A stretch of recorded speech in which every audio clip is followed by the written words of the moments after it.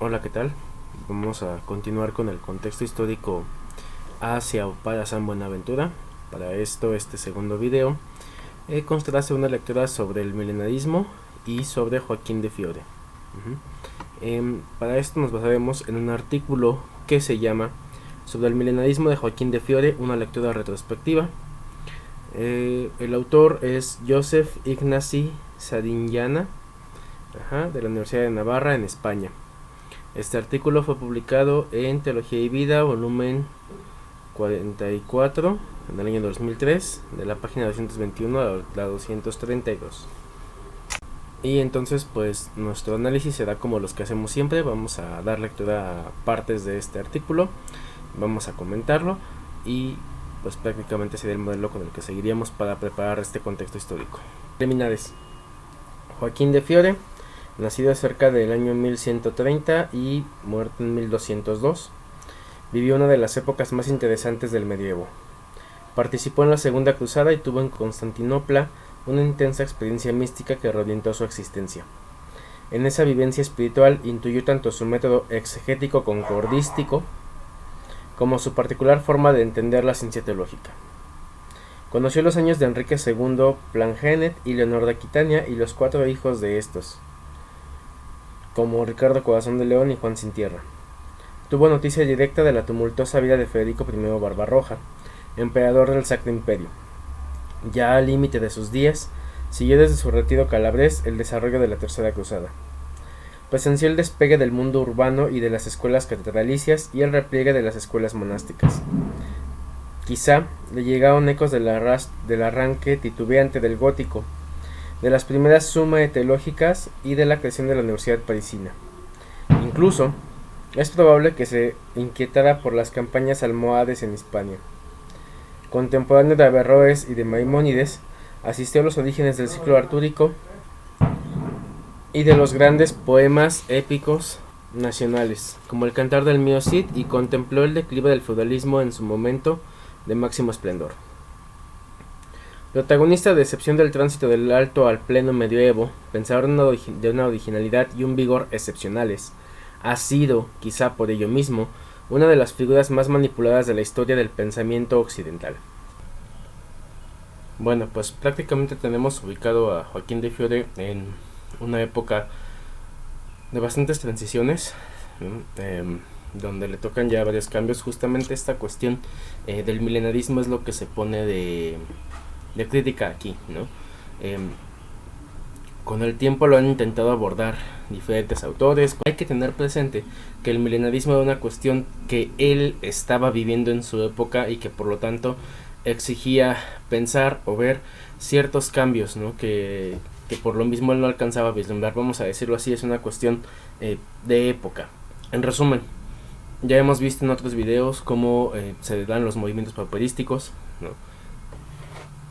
Le tocan pues varios cambios, lo que lo colocan en una historia bastante compleja, ¿no? Como menciono aquí, vio los grandes imperios, vio la expansión del Sacro Imperio Romano Germánico, ¿no? Le tocan esas manifestaciones del cambio de la lengua del latín a las lenguas que empiezan ya a darse propiamente.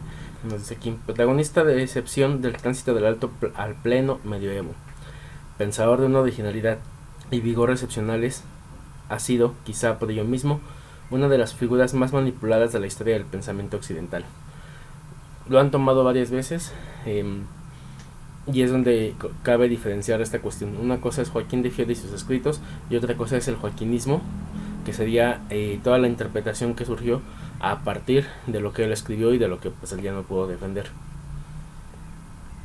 Y dice aquí el autor: por mi parte, no renuncio a tal manipulación. No es pues mi propósito criticar tal instrumentalización, como quizá ustedes hayan imaginado. Por el contrario, me propongo continuarla e incluso ampliarla.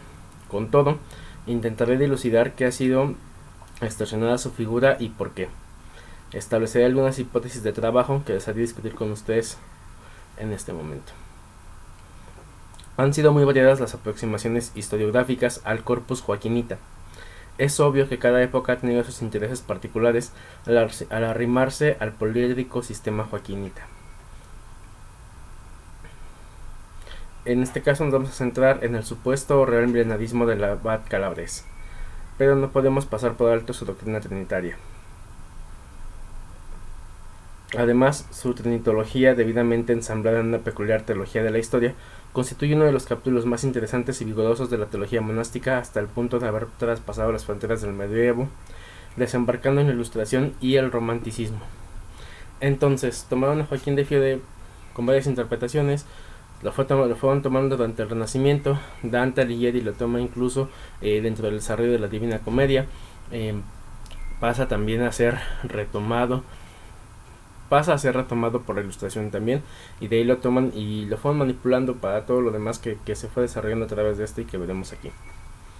La primera cuestión, la polémica de Joaquín de Fiore con Pedro Lombardo. Quedan ya muy lejos, actualmente, evidentemente, las discusiones conciliares de 1215 sobre la doctrina trinitaria del abad Joaquín. El debate sobre su ortodoxia se halla muy bien reunido en la segunda decretal lateranense cuarta, titulada Damamus Ergo, y fue condenada con gran acierto por Tomás de Aquino poco después. Fue comentada con gran acierto por Tomás de Aquino poco después de 1260. Joaquín polemizó acerca del núcleo mismo del misterio trinitario, y por ello su discusión con el lombardo ha sido ampliamente recogida por la manualística. Entonces ya vemos aquí dos posturas, de hecho, de la época de Joaquín de Fiore, ¿no? Una que será la que él mantendrá en contra de las sentencias de Pedro Lombardo por una mala interpretación de este, y justamente qué es lo que Pedro Lombardo decía, qué es lo que parte de la escolástica tomará y criticará después, como es en el caso de los franciscanos. Por resumir brevemente aquel debate de gran calado teológico, habría que aclarar, ante todo, que se enfrentaban dos concepciones teológicas distintas, por no decir contrapuestas, la griega y la latina. La griega, en la que por cierto se va formando Joaquín y que predominaba, digamos, un poco más del lado del Imperio de Occidente, y todo lo que venía desarrollando justamente la latina. El abad Joaquín rechazaba, en su De Unitate Seu Essentia Trinitatis, la fórmula teológica de Pedro Lombardo. Acusaba de cuaternista al maestro de las sentencias, por enseñar que en Dios hay tres personas y una esencia. Entendía que tres personas y una esencia son cuatro cosas, es decir, cuatro res. No, res justamente no refiere a esto, a cuatro cosas distintas. Joaquín, que se había convertido en Constantinopla cuando tomaba parte de la Segunda Cruzada y que habitaba en el sur de Italia, tan fuertemente influido por el arte bizantino, no podía aceptar la posición lombardiana. Sin embargo, el Concilio Lateranense le dio la razón a Pedro Lombardo.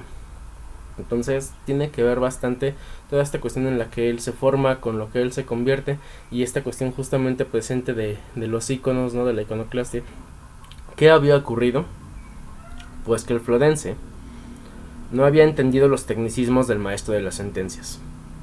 La reacción del florense tiene fácil explicación, al menos desde mi punto de vista. Sincera y sentida devoción a la Santísima Trinidad, cultivada en los ambientes bizantinos y después plasmada en su teología de la historia, chocaba con los tecnicismos lombardianos. La teología de Joaquín surge a final de cuentas a través de la experiencia de su propia vida, ¿no? Y de repente tenemos esta otra parte que tiene que ver también con el comienzo de las universidades. Pedro Lombardo no se halla todavía ahí, pero ya empieza con esta discusión que, si recordamos en el video pasado, ya se entablaban, empezar a formar ciertas dialécticas a través de la lógica, y que en las cuales Joaquín no está formado. Sincera y sentida devoción a la Santísima Trinidad, cultivada en los ambientes bizantinos y después plasmada en su teología de la historia, chocaba con los tecnicismos lombardianos. La teología de Joaquín surge a final de cuentas a través de la experiencia de su propia vida, ¿no? Y de repente tenemos esta otra parte que tiene que ver también con el comienzo de las universidades. Pedro Lombardo no se halla todavía ahí, pero ya empieza con esta discusión que, si recordamos en el video pasado, ya se entablaban, empezar a formar ciertas dialécticas a través de la lógica, y que en las cuales Joaquín no está formado. Otro factor, además, esta vez típicamente latino-occidental, le impedía aceptar los planteamientos del maestro de las sentencias. Voy a intentar exponerlo en pocas palabras, invitándoles a retrotraer su mirada al contexto filosófico de la segunda mitad del siglo XII. En aquel marco tan contaminado de hiperrealismo, en el que las esencias universales se tomaban como subsistentes incorpóreos puestos en las cosas sensibles, cada uno de los supuestos existentes solo podía ser, o en un accidente de la esencia subsistente, o el mismo una esencia subsistente.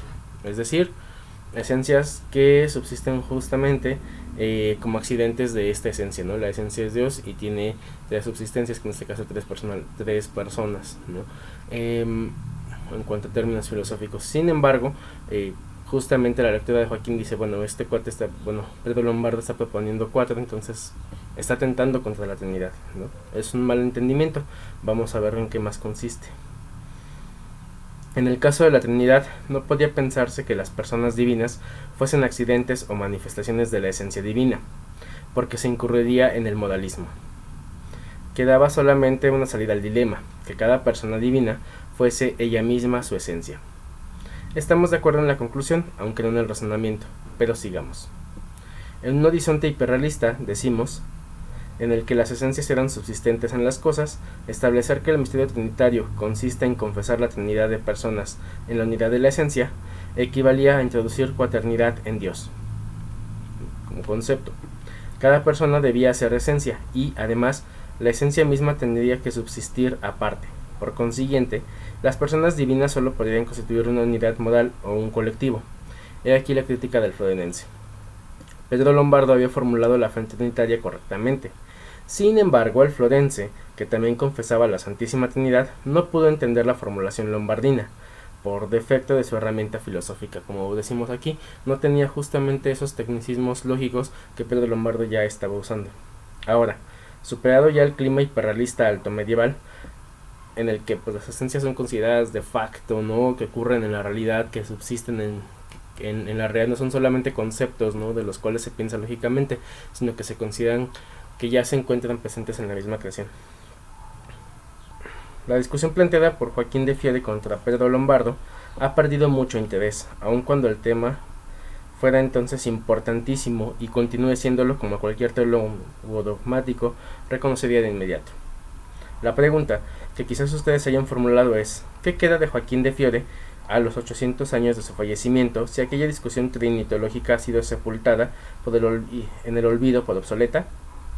Y la respuesta podría ser, conservan toda su actualidad las cavilaciones joaquinitas sobre el milenio o los 2 milenios, profetizados en el capítulo 20 del Apocalipsis. Para esto abrimos cita, ¿no? Cita de Apocalipsis que va de la siguiente. Vi un ángel que bajaba del cielo con la llave del abismo y una gran cadena en la mano. Apresé al dragón, la serpiente antigua, que es el diablo y Satanás, y lo encadenó por 1000 años, lo arrojó al abismo, lo cerró y puso un sello en él, para que no seduzca más a las naciones hasta que pasen los 1000 años. Después debe ser soltado por poco tiempo. Vi también unos tronos, a los que se sentaron en ellos se les dio potestad de juzgar. Y vi las almas de los degollados por dar testimonio de Jesús y de la palabra de Dios. Y vi a los que no adoraron la bestia ni su imagen ni recibieron la marca en su frente ni en su mano. Revivieron y reinaron con Cristo 1000 años. Los demás muertos no revivieron hasta que se cumplieron los 1000 años. Aquella, es la resurrección primera. Bienaventurado y santo el que tiene parte en la resurrección primera. Sobre estos la muerte segunda no tendrá poder, sino que serán sacerdotes de Dios y de Cristo y reinarán con él 1000 años. Cuando se hayan cumplido los 1000 años, Satanás será soltado de su prisión y saldrá a seducir a las naciones que hay en los cuatro ángulos de la tierra, a Gog y Magog, y a reunirlos para la guerra, siendo innumerables como la arena del mar. Fin de cita, Apocalipsis 20, 1 al 8. Entonces, esta cita es la que tiene base justamente para esta cuestión de cierto tipo de milenarismo que vamos a analizar entonces ahora, ¿no? Volvemos a lo mismo, ¿no? Debido a todas las tensiones que ve en la época, la gente en general comienza a pensar en estas citas bíblicas y en que el milenarismo se está haciendo presente, ¿no? Se acercan los 1000 años, entonces, ¿qué es lo que va a suceder? A raíz de eso, pues comienza justamente esta experiencia de crítica trinitaria. No obstante, contra lo que afirman tantos manuales, el florense nunca se manifestó preliminarista. Esta es la paradoja de la historiografía. ¿Fue quizás posmilenarista, amilenarista acaso? Tendremos ocasión de tratarlo, ¿no? Para esto habría que revisar al autor Joseph Ignacy Sariñana sobre el milenarismo de Joaquín de Fiore en su interpretación del Apocalipsis en Florencia, que es una revista 13-14, de la página 351 a la 363. Vamos entonces con precisiones terminológicas. Antes de continuar con la exposición es necesario ofrecer algunas precisiones terminológicas. Como ya hemos insinuado, conviene distinguir tres tipos de milenarismos: el amilenarismo, el premilenarismo y el postmilenarismo.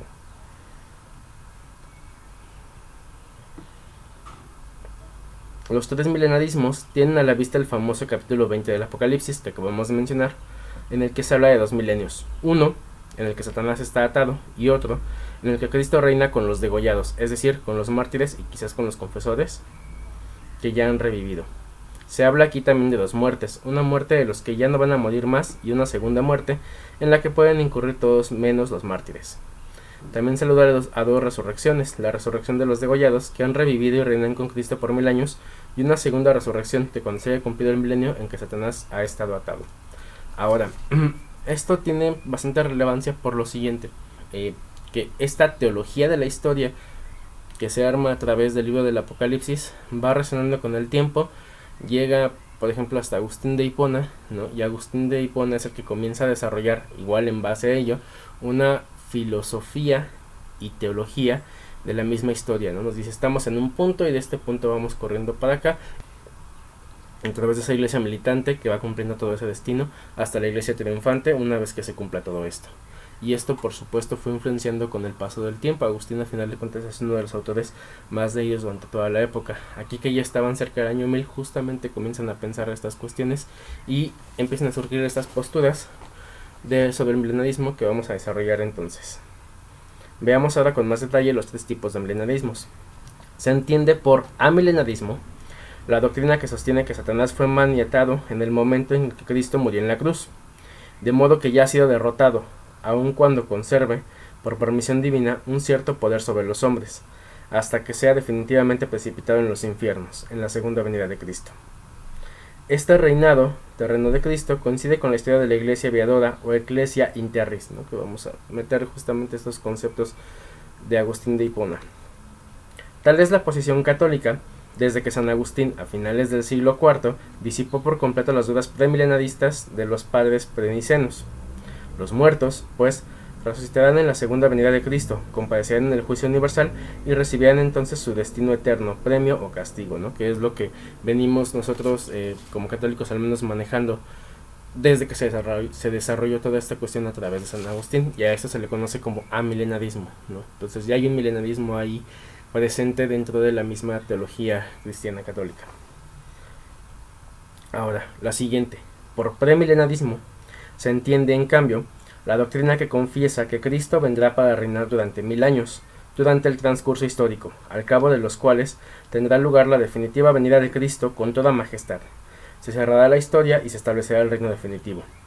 Durante este milenio intrahistórico, dentro de la historia, Cristo reinará en la tierra con sus ángeles y con los que ya entonces habrán resucitado en esta venida intermedia, previa a la definitiva parucía, antes, por tanto, de la resurrección final del resto de los mortales.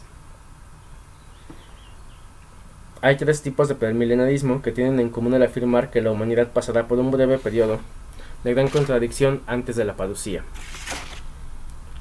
Los hay que sostienen que la iglesia será arrebatada y presentada a Cristo antes de esa gran persecución, a eso se le conoce como pretribulacionistas. Otros que afirman que será arrebatada durante la tribulación, medio tribulacionistas, y otros que sostienen que será arrebatada al fin de la gran prueba, post-tribulacionistas, ¿no? Otras interpretaciones que surgieron al final de cuentas ahí al respecto de esta interpretación. Se puede hablar finalmente, va la tercera, de postmilenarismo, posición que hoy pocos comparten. Fue, sin embargo, muy común en el siglo de las luces y se esconde detrás de la fe en el progreso indefinido de la humanidad. Se afirmaba entonces que durante un milenio la progresiva maduración de los dones evangélicos debía preparar la segunda venida de Cristo, una felicidad cada vez más perfecta e irreversible, al cabo del cual tendría lugar la parucía. Realmente esta interpretación, a la gran mayoría de filósofos alemanes, ¿no? Por cierto basados en ciertas teologías protestantes, en cuanto a esa interpretación de un postmilenarismo, ¿no? que lo ha de irse madurando y perfeccionando, y que por supuesto tiene esta viación hacia una sociedad, ¿no?, que interpreta, bastante capitalista, que interpreta justamente este progreso. Vamos mejorando y el progreso va trayendo cada vez más esa maduración hasta que lleguemos a una felicidad plena, ¿no? Entonces ya tenemos ya tenemos presentes esos tres milenarismos, ¿no? Amilenarismo, que es el de porque por sí maneja la Iglesia Católica, ¿no? Premilenarismo, con sus versiones tribulacionistas, que ya vimos en qué consisten, que creen que realmente Cristo regresará a reinar en un periodo de prueba. Y el postmilenarismo, que es esta cuestión ya tomada siglos después de Joaquín de Fiore, en el cual el progreso de la humanidad va a situarse históricamente a través del capitalismo hasta lograr esa realización de la venida de Cristo. Siguiente, 4. Los dos comentarios de Joaquín al Apocalipsis. Joaquín de Fiore comenzó hacia 1181-1183, cuando se retiró en la abadía de Casamavi, dos comentarios al Apocalipsis, que no serían terminados hasta 1199. Su meditación sobre el Apocalipsis fue, pues, un trabajo lento y muy laborioso, al que dedicó casi un tercio de su vida. Ambos comentarios, uno corto y uno largo, fueron editados conjuntamente por las Juntas de Venecia de 1527 con el título único de Expositio in Apocalypsim, figurando el comentario corto como introducción al comentario más extenso. En esta edición veneciana, el corto se titula Prefacio sive liber introductorium in expositem Apocalypsis.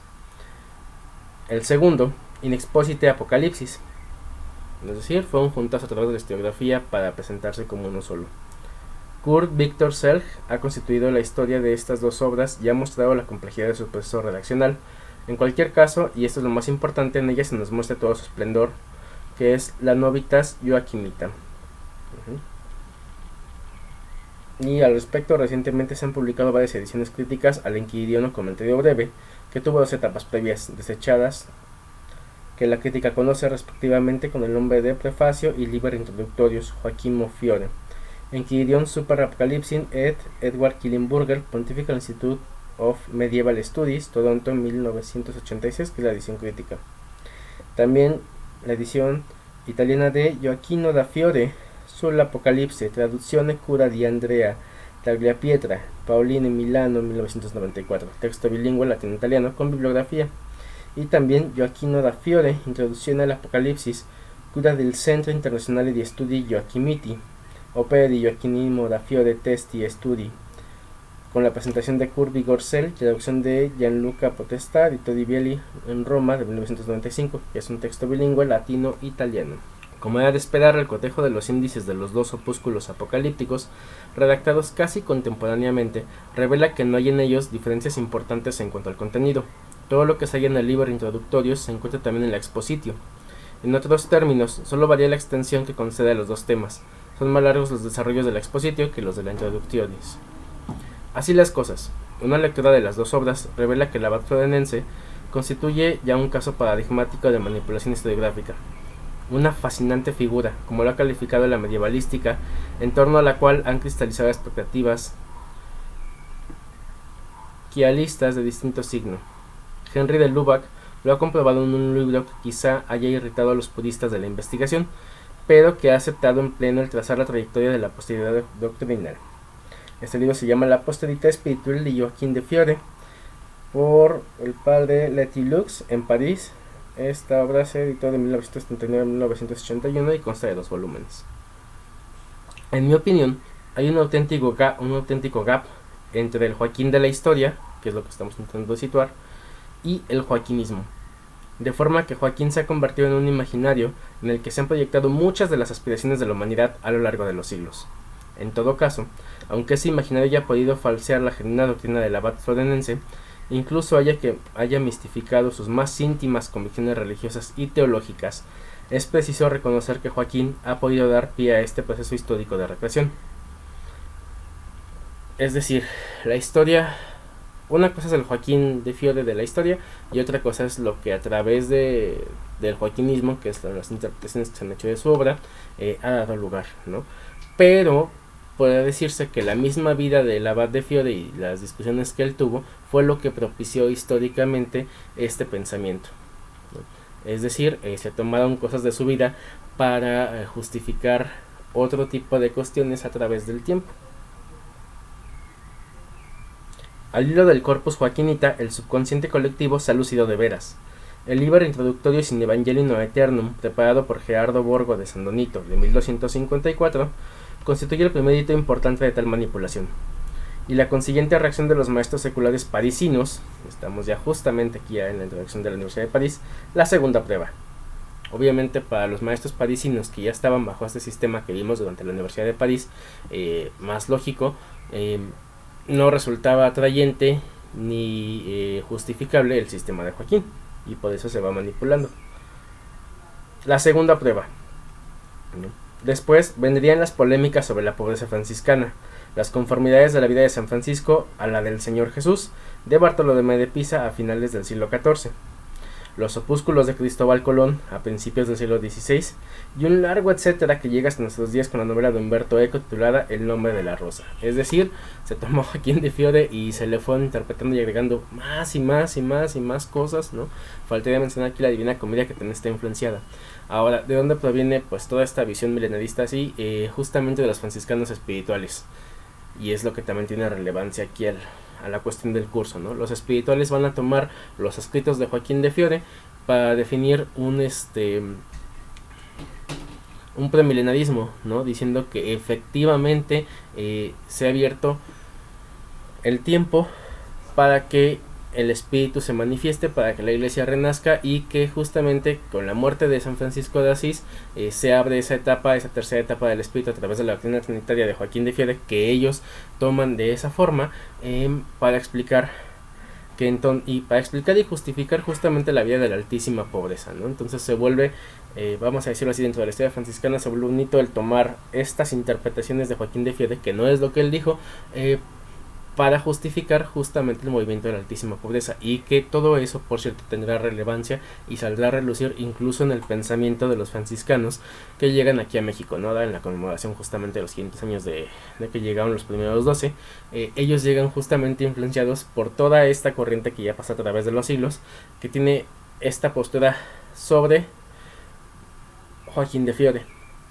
no sobre su pensamiento, sino sobre la interpretación espiritual que ya se dio a través de él, y que por supuesto en novelas actuales como El nombre de la rosa se vuelve a retomar y se vuelve a manejar como algo mítico, ¿no? Que está por ahí en forma de pensamiento, quién sabe cómo. Los textos de Joaquín hablan por sí mismos y desmienten las posteriores relecturas, pero es inútil nadar contracorriente. Los libros tienen su propia vida cuando son puestos en circulación, con derroteros que sombrean a los autores, si pudieran protestar, claro.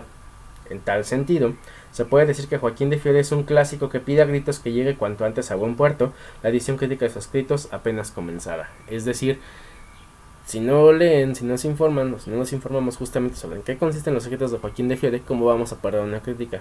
Solamente montada a través de todo lo que ya se pensó de él, pues ya nos mantiene alejados de la vista como tal que él tenía. Y que pasa lo mismo, por ejemplo, ahorita que estamos haciendo estos textos para interpretar a San Buenaventura, ¿no? Todo esto justamente que vamos manejando, estos videos que van como contexto histórico, pues van a presentarnos qué es lo que él estaba pensando a través de lo que él escribió, ¿no?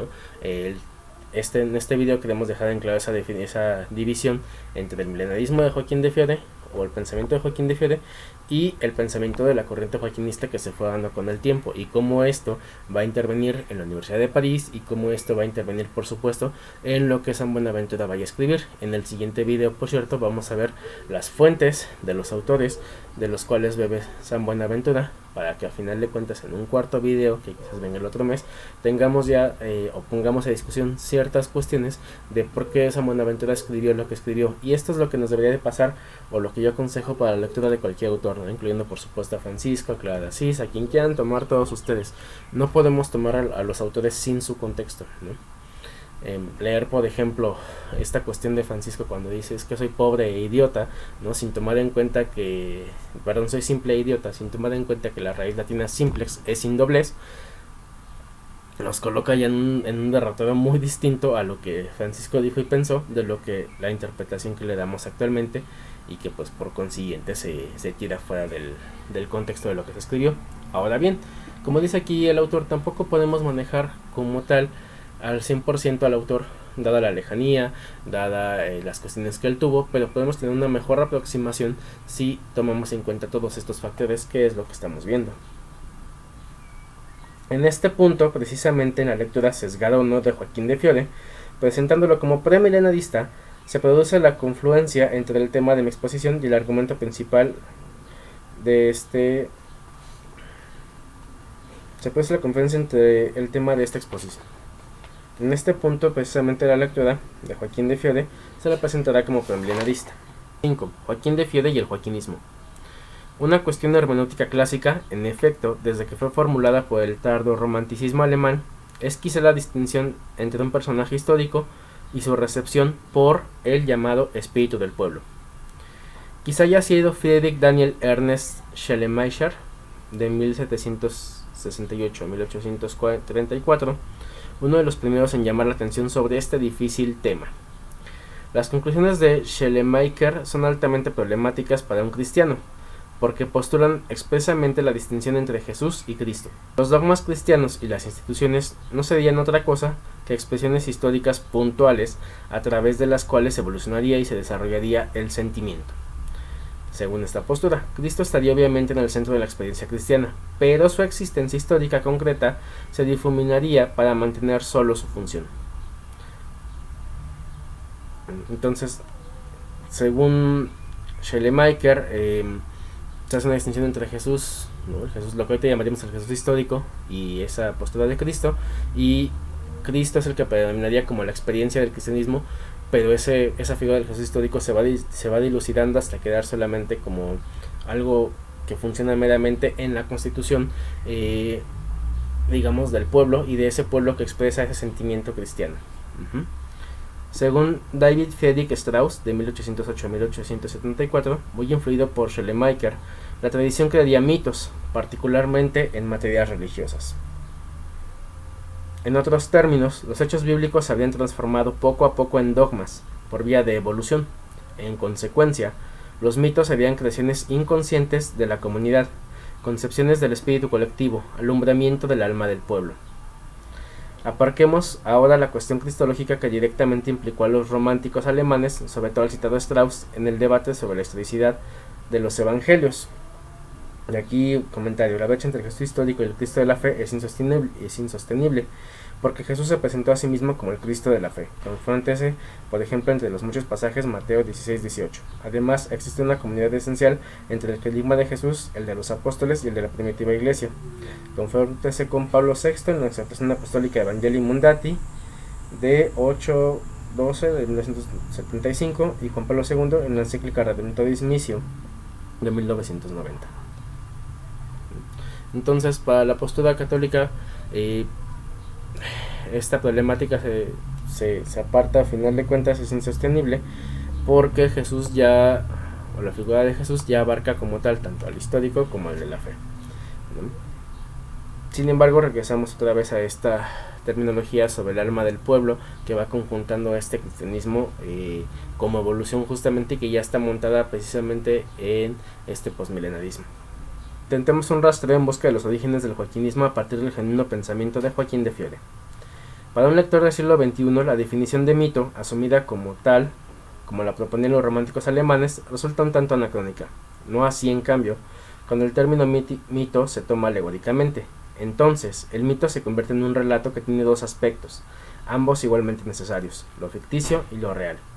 Lo ficticio, comenta Ferrater Mora, consiste en que, de hecho, no ha ocurrido lo que dice el relato mítico. ¿No? Recordemos eso, el mito se constituye justamente a través de la experiencia del pueblo, ¿no?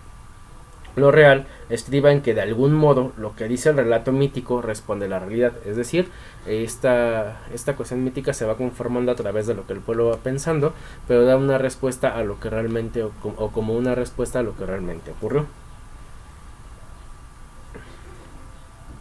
El mito creado por el pueblo pretende dar razón de algo que realmente ha ocurrido y que no es posible expresar con claridad y nitidez por medio de un discurso formalizado. Las palabras rodean el misterio, dicen o pueden ser algo verdadero del misterio, pero no lo agotan. Juan Pablo II ha empleado en este sentido el término mito, aplicado al segundo relato de la creación del hombre, Génesis 2:18, y al lenguaje simbólico bajo el que se expresa la caída original, Génesis 3. Entonces, justamente esta cuestión de mito se configura a través de eso, ¿no? Es un lenguaje simbólico que expresa no realmente algo, un hecho que haya sucedido así como tal está escrito ahí, puede ser una configuración mítica, pero que se expresa ciertas realidades que se llevan presente ante la caída del hombre. Supuesto todo cuando hemos dicho, nuestra hipótesis es que se ha producido una disociación entre la verdadera doctrina del abad florense y la recepción de que en ella ha hecho un sector radicalizado en la fraternidad franciscana, los espirituales o fatichelos. En definitiva, el profeta Joaquín ha sido mitificado y su mitificación ha dado lugar al joaquinismo. Hay en el joaquinismo algo de verdadero de Joaquín, pero también hay ficción en él, precisamente lo que se proyecta sobre Joaquín en el inconsciente colectivo, ¿no? Toda esta parte de que apenas mencionan su nombre, Joaquín de Fiore, no lo leas o no lo menciones o no lo veas porque es herejía. Y ni saben si se le promulgó como herejía, qué es la herejía realmente sobre eso, ¿no? Ni siquiera han leído a Fiore o han leído el contexto histórico como para saber qué es lo que pasó aquí. Y que realmente proviene de esta interpretación que tuvieron los fatichelos con el paso del tiempo de Joaquín de Fiore. La génesis del joaquinismo se habría desatado, según nuestra opinión, al poco de fallecer San Francisco, y habría tenido un buen momento crítico a finales de la década de los 50, 1257, cuando San Buenaventura fue elegido maestro general de la orden. Entonces, a partir de ahí, hay una evolución, digamos, de donde emerge justamente el joaquinismo, estas interpretaciones a través de los fatichelos, y que ellos lo van tomando justamente para ponerse en contra de lo que Buenaventura va a expresar, que Buenaventura también está inmerso en este milenarismo, por cierto, ¿no? Ahora, un segundo momento álgido habría que situarlo a comienzos del siglo XIV, poco después del Concilio de Viena, coincidiendo con las condenas de Juan XIII relativas a la interpretación exagerada de la pobreza, esto en 1318, y es el movimiento y la respuesta que da el Papa, ¿no?, posteriormente al movimiento de la altísima pobreza, y por parte de los fatichelos. La fuga de Guillermo de Ockham y Miguel de Cesena de Aviñón a Múnich en 1328 coinciden con la caída del telón.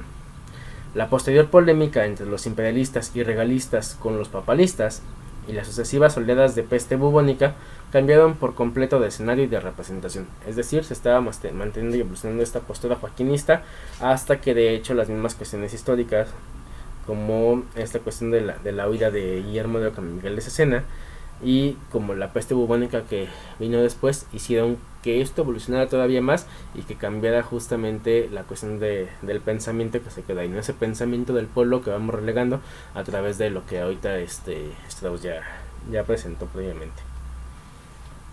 A lo largo de esos 150 años se habría generado, a partir del corpus joaquinita, o sea, los escritos de Joaquín, la corriente que se conoce con el nombre de joaquinismo. Entonces es una conclusión a través de 150 años justamente de lo que él escribió, pero de lo que ya se empezó a hablar sobre de él, ¿no?, sin haberlo leído como tal o tomando ciertos fragmentos nada más. El protagonismo de Guillermo de Borgo de Sandonino, inventor del Joaquín, autor del Evangelio Eterno en 1254, es indiscutible, aunque no único.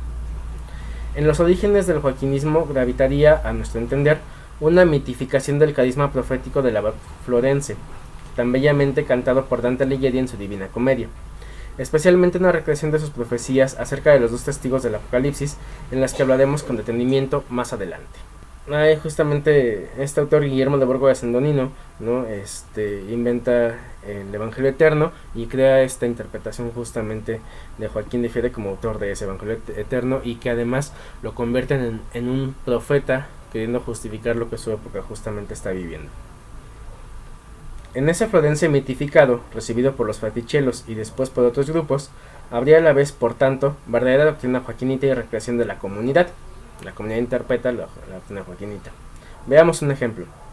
Se puede conjeturar que la doctrina de los tres estados, tan característica del Opus Joaquinita, se inscribe contextualmente en una defensa de los movimientos laicales, aparecidos a finales del siglo XII.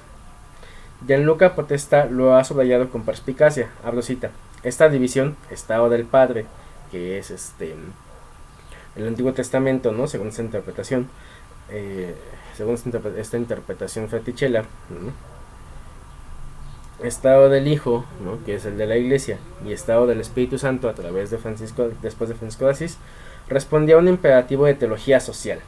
La potente armadura ternaria permitía rehabilitar la antigua doctrina de las tres órdenes, exaltando el orden monástico presentado como protagonista del tercer estado, y al mismo tiempo ofrecía un espacio claro, aunque limitado, a la acción de los laicos. Los monjes son los que van a hacer ese cambio y no los laicos, pero van limitando justamente ese tipo de movimientos. Así pues, Joaquín rechazaba tanto la aguda persecución contra los cátaros y valdenses como la crítica contra los ambientes parisinos que justificaban la predicación de los laicos, ¿no? Tenemos esos dos momentos justamente metidos dentro de la historia, ¿no? Sí, se critica por una parte la persecución contra esos movimientos propedísticos fuera de la iglesia, pero por otra parte también se critica este permiso que da la Universidad de París a los laicos para que puedan predicar. Que él lo ve como algo alarmante. Volvemos a lo mismo, vamos a situarnos en su época.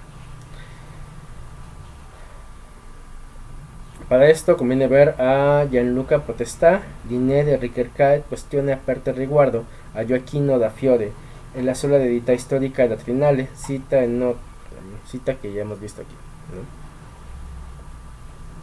¿no? Es discutible con todo si tal fue la verdadera intención de Joaquín, porque en su comentario largo al capítulo 9 del Apocalipsis desacredita y critica duramente a los patarianos, movimiento laico surgió en el norte de Italia a finales del siglo XI, que dio origen a predicadores laicos ambulantes que tronaban contra el cielo, contra el clero corrupto. Este movimiento surgió en la Pataria, que tuvo como epicentro Milán, presentaba algunos rasgos comunes con los cátaros discípulos de Pedro Baldo o valdenses de León, más tardíos contemporáneos de Joaquín de Fiore, y con los albigenses, también de esos mismos años, pero evidentemente no fueron lo mismo. Su concepción extrema e incorrecta de la pobreza, que debía exigirse a los clérigos, a quienes los patarinos acusaban de no observar la vida apostólica, es decir, la vida de la primitiva iglesia, su dualismo también radical, condenaron cualquier matrimonio ilícito, las también muy tajantes prohibiciones sobre alimentos y su negación a la encarnación del Hijo de Dios eran inaceptables y fueron censuradas por la iglesia. El abad Joaquín también los condenó como signo del anticristo, poniendo a los patarianos en el mismo saco que los sarracenos y los turcos, y las prefiguraciones individuales del anticristo, entre quienes contó Mahoma y el emperador Federico I. Veas Expositio in Apocalipsis, comentario largo.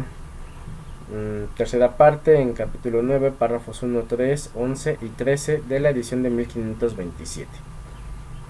Las mismas ideas se repiten en su otra obra contemporánea de Articulos Fidei y en la ligeramente posterior Tractatus Super Quatum Evangelia, con fuentes sobre el tema Giovanni Gonet, Gioacchino da Fiore e gli eretti del suo tempo in Historia e Messaggio de Gioacchino da Fiore, atti al primer Congreso Internacional di Studi Joachimita. Bien, entonces regresamos justamente a esto. Habría que analizar perfectamente la obra y el contexto de Joaquín justamente para saber si realmente apoyaba o no este tipo de movimientos, y como vemos no queda tampoco del todo claro. Cualquiera que haya sido la intención del florense condenar a los valdenses al tiempo que anatemizaba a los patarinos, los fratichelos tomaron las aseveraciones de Joaquín como arma arrojadiza contra los franciscanos conventuales. Entonces fue un contexto para resolver un pleito de época, ¿no?, posterior.